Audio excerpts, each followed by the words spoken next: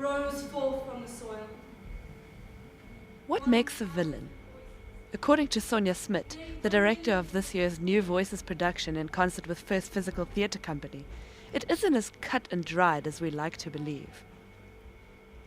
It's a different, atypical look at the villain. And I think what I've been very interested in is how villainy isn't perhaps evil or bad, or good. Someone isn't good or bad, but rather how indifference or apathy is villainy. Not doing something about something that's bothering you, or not going through with your desires. Yeah.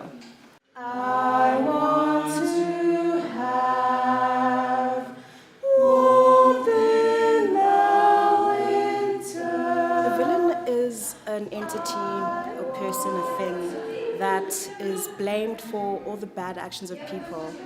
They are seen to instigate trouble and strife among people, but people don't really realize that sometimes a villain has followers, people who seek the villain out as a source of comfort because that's what they're used to.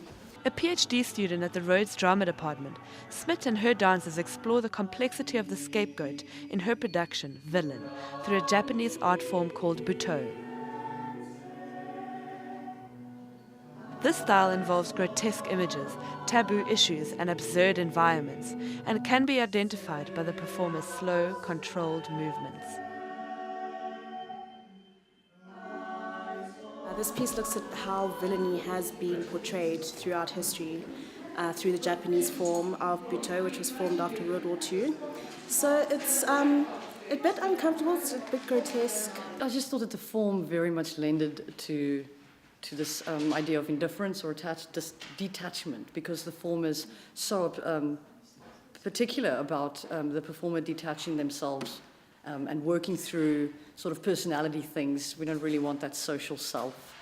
So I think butoh, the body, the intense training and the focus, I think, and also that like there is a bit of a drunkenness in the look. And I think for Western eyes it might look a bit stylized or strange. I love the idea of pushing the body to its limits because I believe that it can heal, and which is a wonderful thing. So I think we were very fortunate with Twiggy because before we started working on our material, she trained us up and strengthened us, and I think it was just the greatest experience because we would leave rehearsals thinking we were going to die of exhaustion because you find muscles that you never knew you had.